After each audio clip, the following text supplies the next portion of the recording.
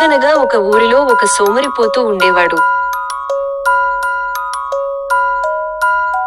పని చేయకుండా పడుకుని నిద్రపోతూ ఉండేవాడు. అతనికి ఆకలి వేసినప్పుడు లేచి ఇంటిలో తనకు దొరికినవి తిని మళ్లీ పడుకుని కలలు కంటూ ఉండేవాడు. అతని భార్య అతన్ని నిద్రనుంచి లేపి పనికి వెళ్ళమని చెప్పేది. కాని అతను భార్య చెప్పిన మాట వినకుండా దొరికింది తిని, మళ్లీ పడుకుని కలలు కంటూ ఉండేవాడు. ఒకరోజు అతని తల్లిదండ్రులు వారి ఇంటికి వస్తారు. సోమరిపోతూ ఎప్పటిలా నిద్రపోతూ ఆకలి వేసినప్పుడు నిద్రలేచి దొరికింది తిని పడుకుని కలలు కంటూ ఉండడం చూస్తారు. కొంతసేపటికి ఆ సోమరిపోతుకి మెలకువ వస్తుంది. అతని తల్లిదండ్రులు ఆ సోమరిపోతూని తిట్టి, పనిచేసి భార్య, పిల్లలిని సంతోషంగా చూసుకోమని బుద్ధి చెబుతారు.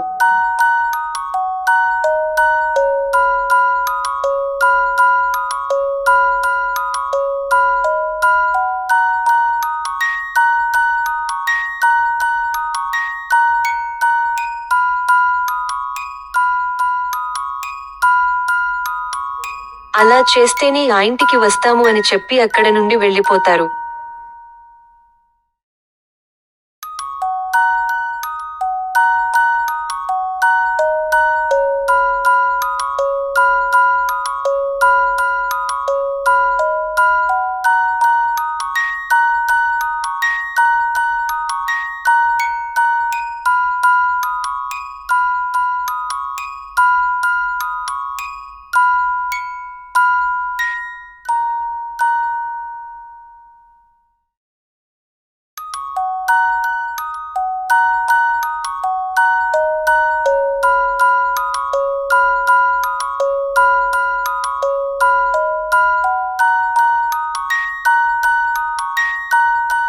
తరువాతి రోజు నుండి పనికి వెళ్ళడానికి తయారు అవుతాడు.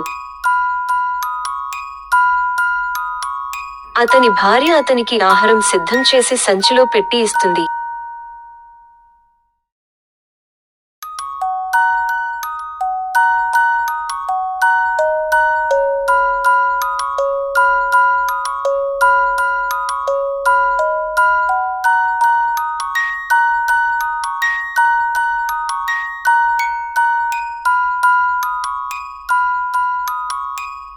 పని కోసం అందరినీ అడుగుతూ ఉంటాడు.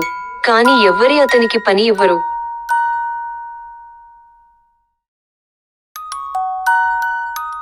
పని కోసం తిరిగి తిరిగి అలసిపోయి ఒక ప్రదేశంలో విశ్రాంతి కోసం కూర్చుని అక్కడే నిద్రపోతాడు.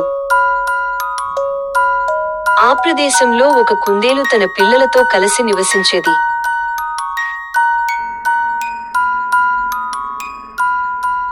ఆ కుందేలు తన పిల్లలతో కలిసి అక్కడికి వచ్చి ఆడుకుంటుండగా ఆ కుందేలు పిల్లలు ఆసోమరిపోతూ సంచిలో ఉన్న ఆహారాన్ని తినేస్తాయి.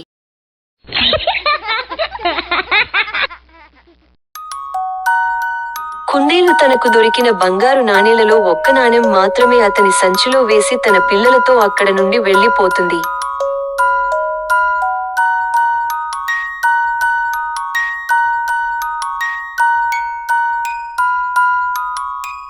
ఆ సోమరిపోతుకి మెలకువ వచ్చి చూడగానే తన సంచిలో ఒక బంగారు నాణెం కనిపిస్తుంది. ఆహారం కనిపించదు. తనకు పని దొరకలేదు, తన ఆహారం కనిపించలేదు అని చింతిస్తూ ఇంటికి వెళ్లి భార్యకి చెబుతాడు. దొరికిన బంగారు నాణెంతో తనకు కావలసినవన్నీ కొనుక్కుని ఇంటికి తెచ్చుకుని భోజనం చేసి సంతోషంగా విశ్రాంతి తీసుకుంటాడు. మరుసటి రోజు నుండి ప్రతిరోజూ సంచిలో ఆహారాన్ని తెచ్చుకుని అదే ప్రదేశంలోనే విశ్రాంతి తీసుకుని బంగారు నాణేన్ని ఇంటికి పట్టుకెళ్తూ ఉంటాడు. ప్రతిరోజు అలా కష్టపడడం అలవాటు చేసుకుని కొన్ని రోజులలోనే మంచి పనిమంతునిగా పేరు తెచ్చుకుంటాడు. అందరూ పనులు ఇస్తారు. అన్ని పనులు చేస్తూ చాలా ధనాన్ని కూడా సంపాదిస్తాడు.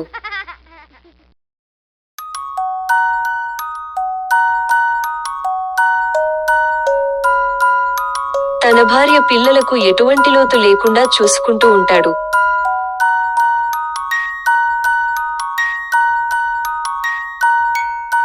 తన తల్లిదండ్రులను తన వద్దకు తెచ్చుకుని వారందరితో సంతోషంగా ఉంటాడు. అప్పటి నుండి అతన్ని ఎవరు సోమారిపోతూ అని పిలవకుండా గొప్ప పనివంతుడు అని పొగుడుతూ ఉంటారు.